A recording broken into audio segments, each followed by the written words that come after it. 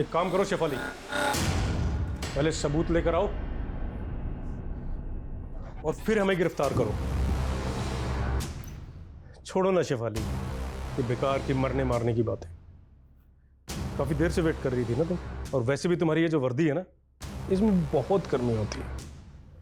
एक काम करो, आराम से बटन वटन खोलो और पांव पसार कर बैठ जाओ। ये हमारा पर्सनल कैबिन है, ना ही तो यहां कोई सीसीटीवी कैमरा है और ना ही कोई कार्यकर्ता आता है। ये रमा है, और जो हमारे करीब रहता है उसकी तरक्की और तबादला दोनों बड़े आराम से हो जाता है। तुम भी आकर बैठ के देखो ना, कितना मजा आता है जिंदगी का।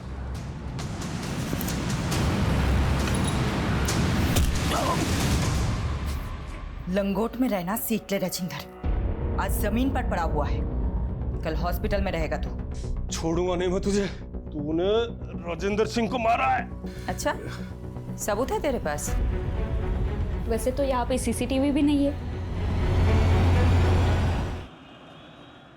मिरांज पढ़ाई में अव्वल था, यूपीएससी क्लियर की और आईपीएस की ट्रेनिंग छोड़ के राजनीति में लग गया। हमारे मोहल्ले में सब यही एग्जाम्पल देते थे कि बनना है तो मिरांज जैसा बनो, क्योंकि उसने जो भी फैसले लिए सब सही थे, सिवाय एक के।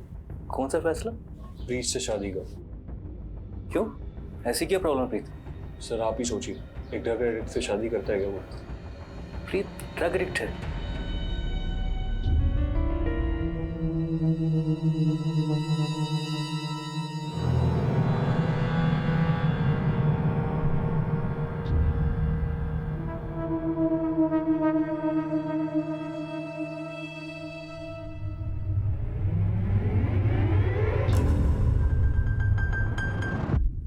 मिरांज, क्या कर रहे हो? आज कोई समाज सेवा नहीं, आज पत्नी की सेवा।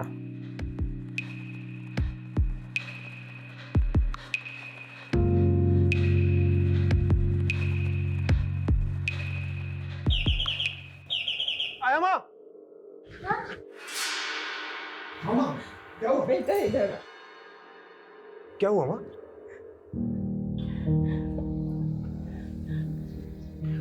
कोई बात नहीं माँ, आराम से। एक सेकंड, आप आराम से बैठिए, मैं चादर बदल देता हूँ।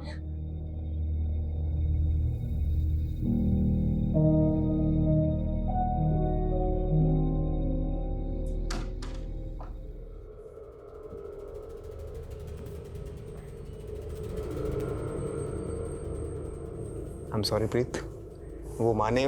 मिरांज प्लीज, कोई मेहरबानी मत करो मुझ पर।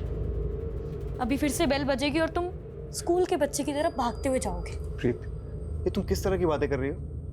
अरे मेरी माँ है वो, मेरा फर्ज बनता है उनकी देखभाल करना। और मैं तुम्हारी बीवी हूँ मिरांज, बीवी की तरफ तुम्हारा कोई फर्ज नहीं बनता? प्रीत, मैंने आज तक कभी तुमसे कुछ नहीं छुपाया। तुम पहले से जानती थी मेरी लाइफ के बारे में। बेहतर होगा तुम एक्सेप्ट करना चालू कर लो।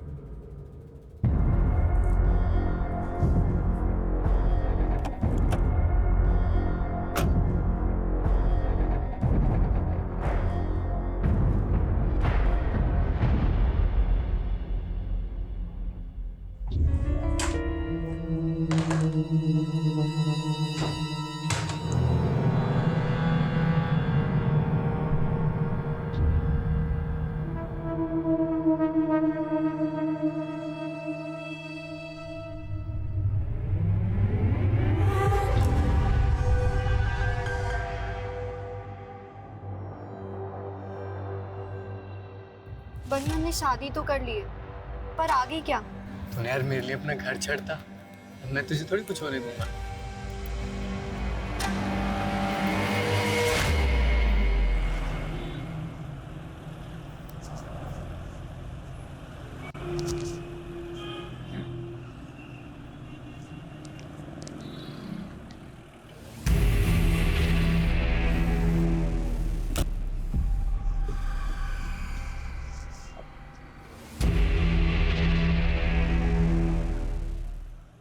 यही कार चोर है लक्खू।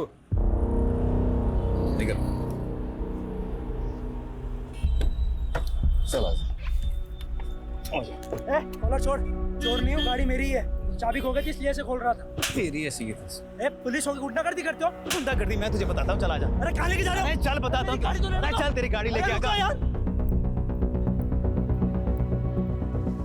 मैडम, फॉरेंसिक ने महराज के फ़ोन और लैपटॉप से डाटा रिट्रीव कर लिया है, इसमें कॉपी है। ओके। एक बंदा हाथ लगा, कार चोर, कार चोर? फ्रीज से तार जुड़े इस कार चोर के। चलो।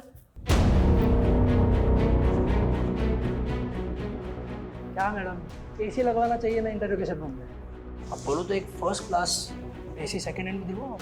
लखू तो एयर कंडीशन की नहीं, अपनी कंडीशन की फिक्र कर। मर्डर का चार्ज लगा है तेरे पे, वो भी एक नामी नेता का। बुरा फंसने वाला है तू। मैं, मेरा भाई, हम सब पर एहसान थे महराज के। बनी, तुम पर क्या एहसान था महराज का? मैडम जी सॉरी, इसका दिमाग फिर गया है। मैं ही बेरोजगार था, जिया जी ने तो मुझे मोबाइल स्टोर खुलवा के दिया था। महराज के दिल में सबके लिए प्यार से ज्यादा दया थी। वो ये भूल गया था कि रहम की जिंदगी एक वक्त के बाद घुटन बन जाती है, और उसी घुटन से बचने के लिए मैंने लक्खू की मदद ली थी। पर मैंने महराज को नहीं मरवाया। जहाँ तक मैं लक्खू को जानती हूँ, वो भी ये सब नहीं कर सकता। प्याज की तरह पर्दे खुल रही हैं प्रीत। मुझे ऐसा लगता है कि ये प्रीत और बनी हमसे बहुत कुछ छुपा रहे हैं। मैडम ये प्रीत और बनी दोनों भाई बहन पंजाब में लुधियाना गिराने वाले। चलो लग जाते हैं प्याज के पर्दे खोलने में। देखते हैं किसके आंसू निकलते हैं, प्रीत के या बनी के।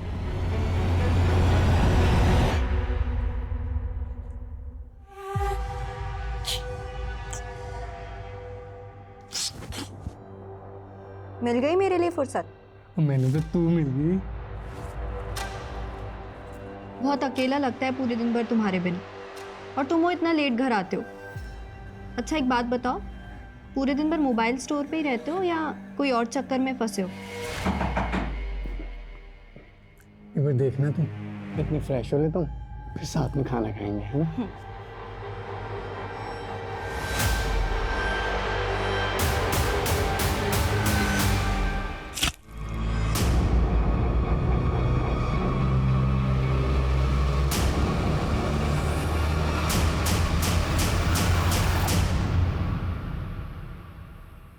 अभी भी महराज पार्टी के केस में उलझे हो? कोई सस्पेक्ट नहीं मिला? सस्पेक्ट्स है, सबके पास मोटिव भी है, लेकिन इतना रायता फैल चुका है ना, I am losing my objectivity. कोई दिशा नहीं मिल रही केस में। आई थिंक महराज को आइडिया हो गया होगा कि उसकी जान को खतरा है। कैसे? शिफाली, जो लोग पब्लिक और पॉलिटिशियंस के बीच में घिरे रहते हैं ना, उनका इंट्यूशन बहुत स्ट्रांग हो जाता है। वो अपने आसपास के खतरे को सूंघ लेते हैं। अगर महराज भाटी को भनक थी कि उनकी जान को खतरा हो सकता है, तो वो प्रिकॉशनरी स्टेप्स तो लिए होंगे ना? बिल्कुल। आमीन, अगर मैं महराज भाटी की जगह होता तो उस शख्स के खिलाफ सबसे पहले सबूत इकट्ठे कर रहा होता जिससे मुझे सबसे ज्यादा खतरा हो। मेक सेंस, लेकिन अगर बस। Good night and good luck to both of अस।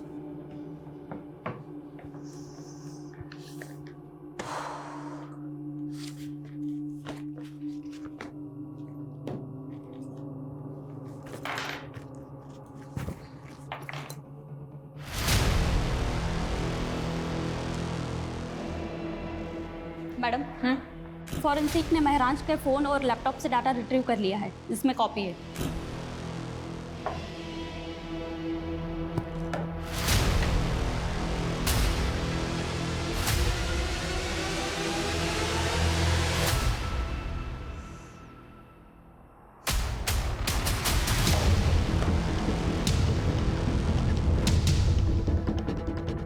पारुल, मैंने तुम्हें एक एड्रेस भेजा है। कल सुबह 9 बजे मुझे इसी एड्रेस पे मिलना, 9 AM शार्प।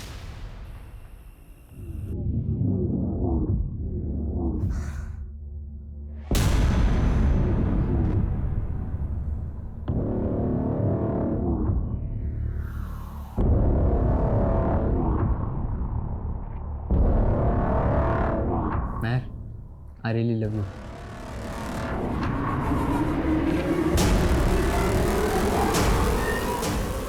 एक मिनट, एक किस के 500 लूंगी और 2 किस के 800। क्या बात है यार, तेरा तो पूरा मेन्यू कार्ड रेडी है।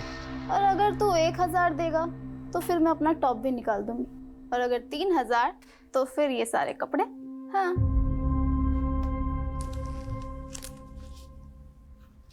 ये मेरा पर्स तेरा, तेरा पूरा मेन्यू कार्ड मेरा। मेहर, कौन है अंदर? तू यहीं रुक, मैं अभी देख कर आती हूँ। क्या है? ये लड़का कौन है? पीछे हटो।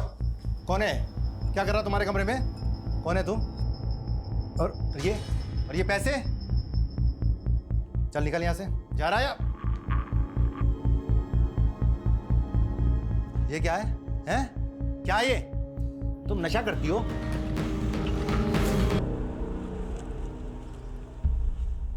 चार साल पहले आपकी बिल्डिंग के कंस्ट्रक्शन के दौरान एक इमारत गिर गई थी, 7 मजदूर मारे गए थे। तब महराज भाटी ने आपके खिलाफ PIL फाइल की थी और हाई कोर्ट ने फैसला सुनाया था आपके खिलाफ। मजदूरों के परिवारों को कॉम्पेंसेशन के तौर पे पैसे और प्लॉट देना पड़ा था।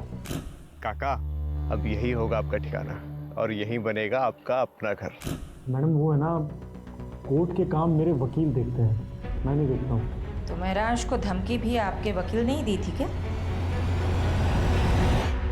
महराज भाटी, अपने काम से काम रखने का क्या लेगा तू? पर तू भी क्या याद रखेगा? मैं ही बोलता हूँ, माताजी के नाम पर गुड़गांव में एक आलीशान पेंट हाउस और 50 लाख कैश, और अगर इससे भी तेरा पेट नहीं भरा तो तेरे पेट में कूलियां भरवा दूंगा। मुझसे तोलमोल करना आपके बस की बात नहीं मिस्टर दीपक झुंझुनवाला। बेहतर होगा कि आप उन गरीबों को मुआवजा दे दीजिए। ये आवाज आपकी है ना मिस्टर झुंझुनवाला? अब ये मत बोलिएगा कि किसी ने आपकी आवाज की नकल की है।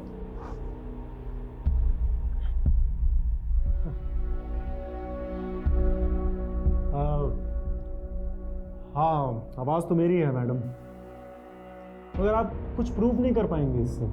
अब इतना कानून तो मैं भी जानता हूँ कि ये कोर्ट में audio recording as evidence admissible नहीं होती। मिस्टर झुंझुनवाला, कोर्ट तो बहुत दूर की बात है, मैं आपको डिटेल में बताती हूँ हम आपके साथ क्या करेंगे।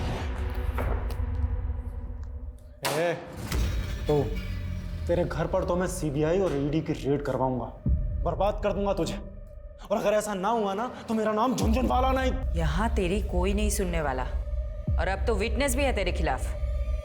तू तो अब गया। कौन विटनेस?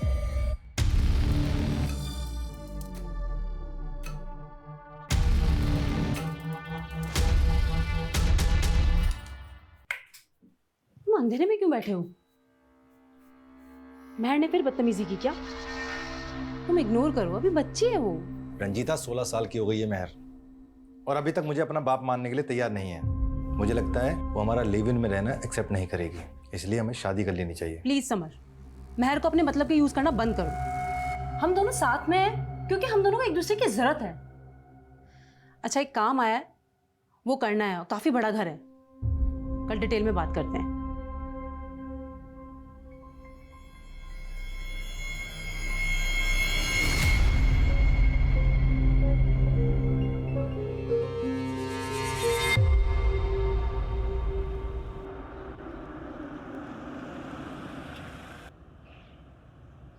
यादव जी, प्रीत ड्रग एडिक्ट थी, लेकिन रिहैब के बाद उसकी हालत में काफ़ी सुधार था। ऑन रिकॉर्ड तो उसके खिलाफ और कोई केस है नहीं, लेकिन हाँ, प्रीत के भाई बनी के खिलाफ कुछ ही टाइम पहले एक केस फाइल हुआ था।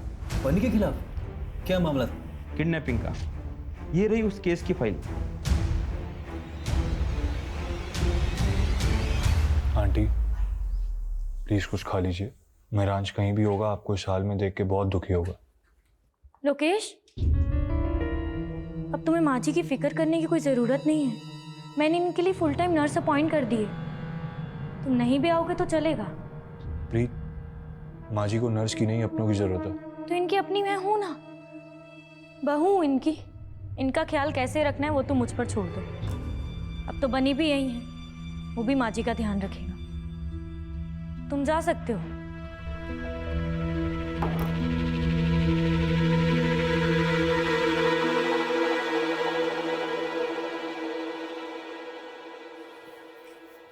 एक साल पहले लवलीन और बनी लुधियाना से भागकर दिल्ली आ गई।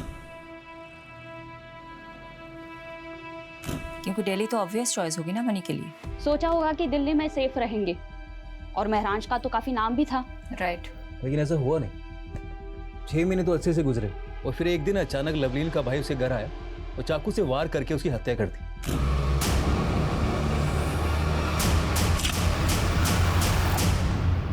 सीसीटीवी में भी दिखा था उसका भाई।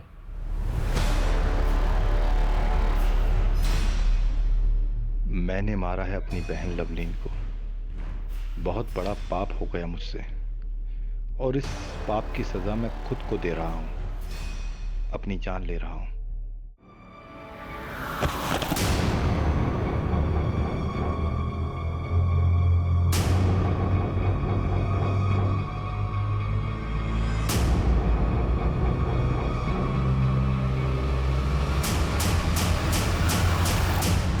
लेकिन इसका महराज के मर्डर से क्या कनेक्शन हो सकता है? सही कहा। यादव, तुम्हें कोई लिंक मिला? अभी तक तो नहीं मिला।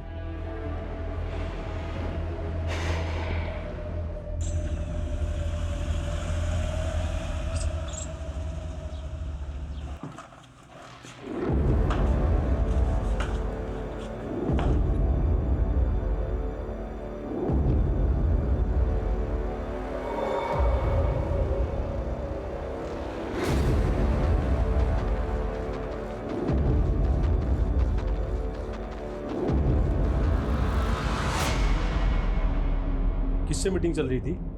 कैबिन से बाहर जाता तो कोई दिखा नहीं हमें। पीछे के दरवाजे से भेज दिया। जरूर कोई महिला रही होगी। कौन थी? राजेंद्र जी, आपकी इन्हीं हरकतों की वजह से आपकी पार्टी ने आपको टिकट नहीं दिया। टिकट से क्या होता है? महरांज को भी टिकट देने वाले थे ना आप लोग। क्या हुआ? ऊपर का टिकट पहले कट करा उसको। देखिए, आज जो प्रस्ताव लेकर आए हैं उसमें आपका ही फायदा है। महरांज के अलावा आपकी पार्टी के पास कोई ऐसा उम्मीदवार नहीं है जो आपको चुनाव जितवा सके। ये काम हम कर सकते हैं। अगर आपकी पार्टी हमें टिकट देती है तो जीत पक्का। थोड़ा वक्त दीजिए, सोच कर बताते हैं। सोच लो, जितना दिमाग नोचना है नोच लो। हमने भी काफी कुछ सोच रखा है। सूरज जी, गाड़ी यहीं रोक दीजिए, मैं यहीं से वॉक करके चली जाऊंगी। सोलंकी जी, आप भी घर चले जाइए, लेट हो गई। ठीक है मैम।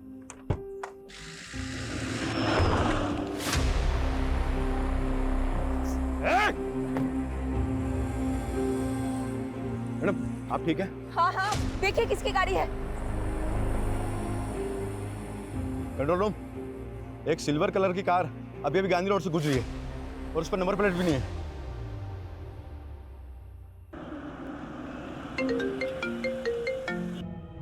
तुम और वीडियो कॉल, क्या हो गया? तुम ठीक हो? कहाँ चोट आई है, दिखाओ मुझे। अच्छा, तो तुम्हें पता चल गया? मेरे भी सोर्सेज हैं, लेकिन बात मत बदलो तुम। उस गाड़ी का कुछ पता चला? पता नहीं चला, लेकिन चल जाएगा। राजेंद्र का क्रिमिनल रिकॉर्ड है। पॉलिटिक्स में आने से पहले हफ्ता वसूली करता था।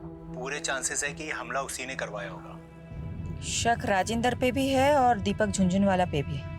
दीपक झुंझुनवाला ने तो मुझे खुलेआम धमकी दी है। मेरे कुलीग ने बताया कि झुंझुनवाले की लीगल टीम ने एक एंटीसिपेटरी बेल ले रखी है।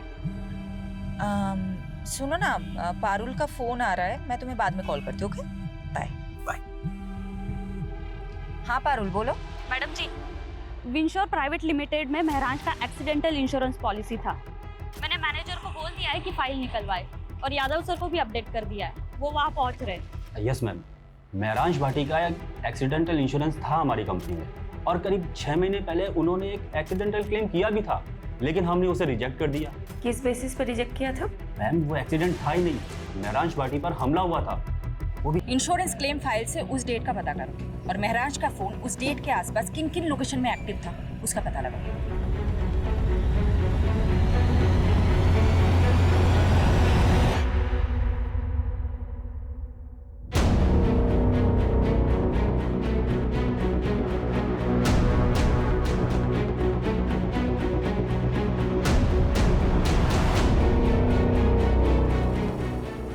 मैडम, युवा रिपब्लिक पार्टी की त्रिपाठी ने अचानक प्रेस कॉन्फ्रेंस बुलाई है कैंडिडेट का नाम अनाउंस करने के लिए।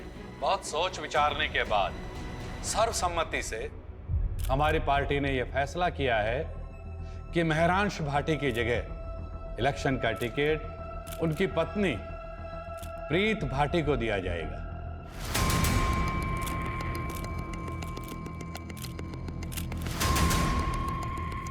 मैं त्रिपाठी जी और पार्टी के सभी वरिष्ठ सदस्यों को आभार प्रकट करती हूँ। मेरे पति महरांश, उनकी ख्वाहिश थी इस शहर के लोगों की सेवा करना।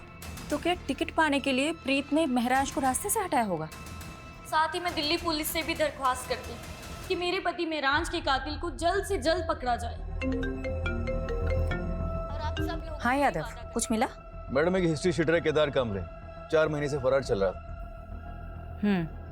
तुम पहुंचो, मैं पेपर वर्क तैयार करके तुम्हें वही डायरेक्ट मिलूंगी।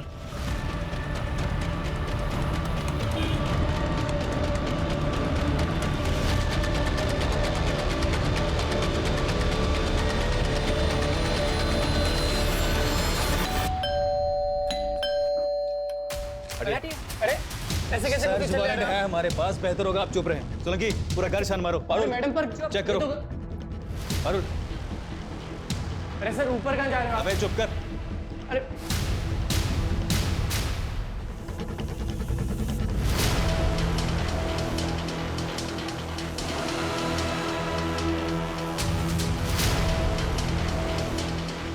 मैडम नशे का गोदाम भरा या तो नार्कोटिक टीम को इन्फॉर्म करो। यादव, सब कुछ सील कर दो। प्रीत, तुम हमारे साथ चलो, तुम्हारे साथ बहुत सारी बातें करनी है। और इलेक्शन लड़ने का जो विचार है ना तुम्हारे मन में, वो भूल जाओ, क्योंकि ये खबर मीडिया तक जरूर पहुंचेगी। मैंने महराज को नहीं मारा है, लेकिन केदार से मैं ड्रग्स खरीदती थी। एक्चुअली उस दिन लक्कू के पास जब माल नहीं था तो उसने मुझे केदार का कांटेक्ट दिया, तो मैं उससे ड्रग खरीदने मेरठ गई थी। और महराज को ये बात पता चल गई थी, राइट? महराज को एक्चुअली शक होने लगा था कि शायद मैं फिर से ड्रग्स लेने लग गई हूँ, इसलिए वो मेरा पीछा करता था।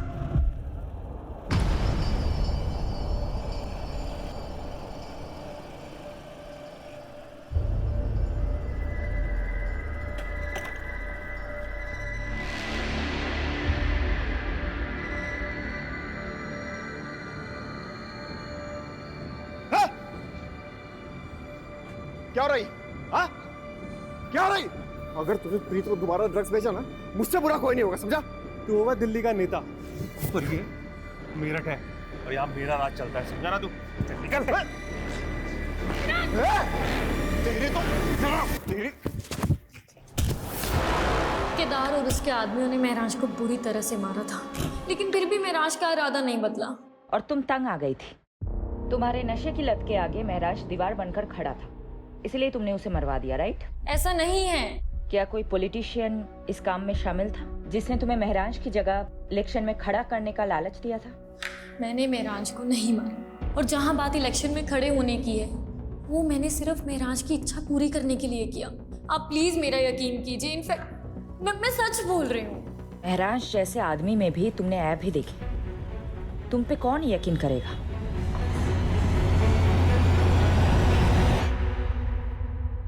प्रीत, लक्खू, राजिंदर, दीपक झुंझुनवाला, ड्रग पेडलर केदार और बनी, ये सब सस्पेक्ट्स के तौर पे हमारे सामने आए, लेकिन किसी के खिलाफ हमारे पास कोई कॉन्क्रीट सबूत ही नहीं है।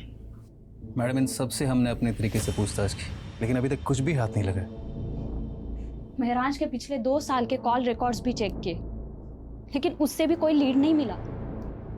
सिचुएशन हमारे लिए बहुत फ्रस्ट्रेटिंग है।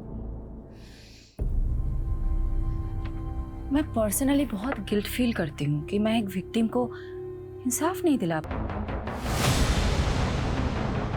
अरे मिट्टी डल गई उन सब पे, अब आपको और हमें बस आगे की सोचना चाहिए।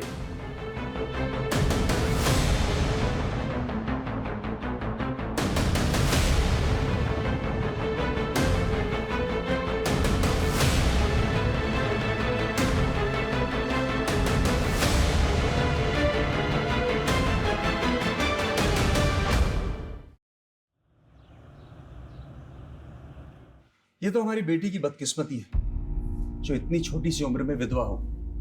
वैसे भी अकेले जिंदगी काटना बहुत ही मुश्किल काम है। वैसे भी हमारी बेटी अभी तो यंग है, इसीलिए हमने इसकी दूसरी शादी का विचार किया और हम बहुत खुशकिस्मत हैं जो हमें इतना अच्छा लड़का मिला। मेरे भाई की भी पहली पत्नी शादी के 2 साल बाद ही गुजर गई, लेकिन मैं चाहती थी कि मेरे भाई का दोबारा घर बसे, इसलिए आज मैं बहुत खुश हूँ और मेरी बेटी मेहर भी कि मेरे भाई को इतनी अच्छी लड़की मिली। क्यों समर, सही कहा ना? इस बात पर एक ग्रुप सेल्फी तो बनती है। आ जाओ सब।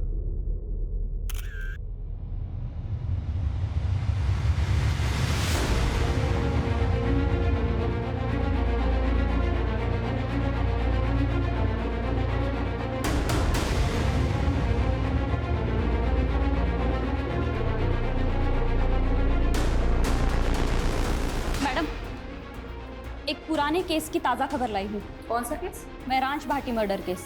1 साल के बाद क्या पता चला उस केस के बारे में? अभी अभी नोएडा में एक खबर मिली है जिसमें एक फैमिली है जो झूठी शादी के नाम पे लोगों को ठग रही थी। ये उनकी फोटोज है।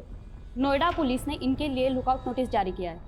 कौन है ये तीनों और महरांश के साथ इनका क्या कनेक्शन है? मैडम, इस फोटो में जो दूल्हा है ना, इसकी शक्ल को ध्यान से देखिए। हमने इसे पहले भी देखा है। याद नहीं आ रहा है कौन है ये, कहाँ देखा था इसे? लवलीन, जिसका मर्डर उसके कजिन ने किया था। याद है मैडम? सीसीटीवी फुटेज में हमने उसका चेहरा भी देखा था। ये दूल्हा वही है। लवलीन का कजिन दलबीर। दलबीर कहीं वही तो नहीं इसने बाद में सुसाइड कर लिया था? जी हाँ सर, कुछ तो बहुत बड़ा झोल है इस केस में। यादव, पारुल, ढूंढ निकालो इन तीनों को। जी मैडम।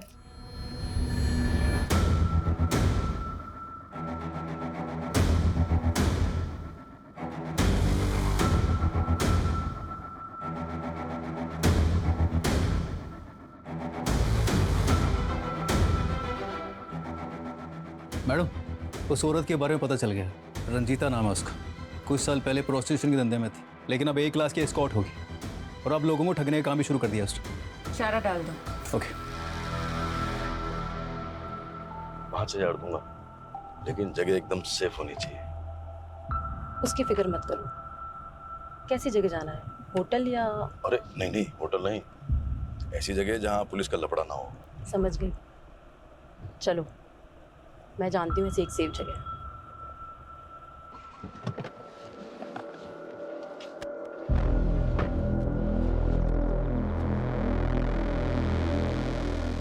ये है मेरा घर, सबसे सेफ जगह। इससे सेफ एक जगह और है।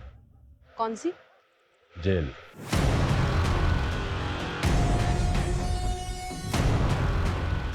अरुण,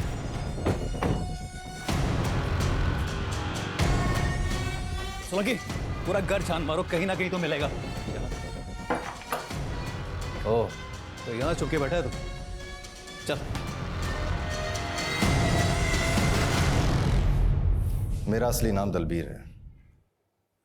लवलीन मेरे चाचा बलजीत की बेटी थी, जस्सी की सगी बहन। जब लवलीन बन्नी के साथ भाग गई तो मेरे चाचा टूट गए थे। मुझसे उनकी हालत ये देखी नहीं गई। क्या तुम्हारे चाचा ने तुमसे ऐसा करने को कहा था? कहा नहीं था, लेकिन मैं उनके जज्बात समझता था, इसीलिए मैंने लवलीन को मार दिया।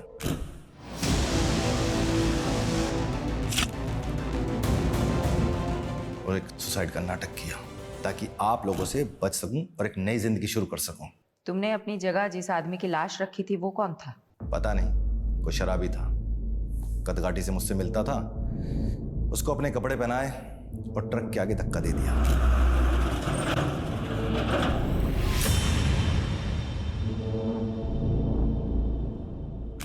क्या तुम्हारे इस प्लान में बलजीत और जस्सी भी शामिल थे? इसलिए बलजीत ने तुम्हारी लाश की झूठी शिनाख्त की? नहीं, उनको कुछ नहीं पता था। कपड़े और कदकाठी देखकर वो भी धोखा खा गए थे, और ऊपर से सुसाइड नोट भी तो था। महरांश को तुमने क्यों मारा? जी, लवलीन ने घर से भागने की कोशिश की पर पकड़ी गई। समझ ही नहीं आ रहा क्या करें। पूरे खानदान की नाक कटवानी चलिए तू।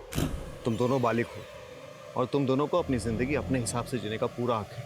अगर तुम्हें मुझसे कोई सपोर्ट चाहिए दिल्ली में तो मैं पूरा सपोर्ट करूंगा, और जहां तक रही बात शादी और घर की तो मैं देख लूंगा।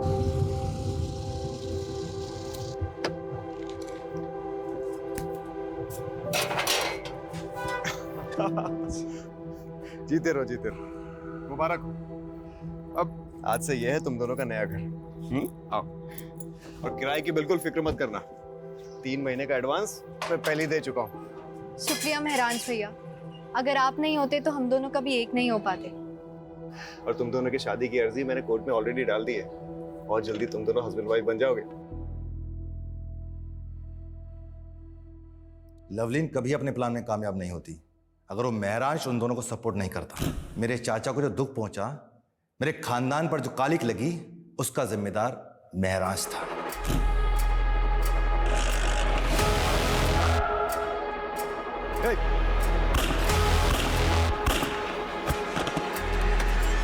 गुस्सा भी आता है और तरस भी आता है तुम्हारी ऐसी पिछड़ी सोच पर। क्या गलत किया था तुम्हारी बहन ने? वो बालिग थी, उसे हक था अपनी मर्जी के लड़के के साथ शादी करने का।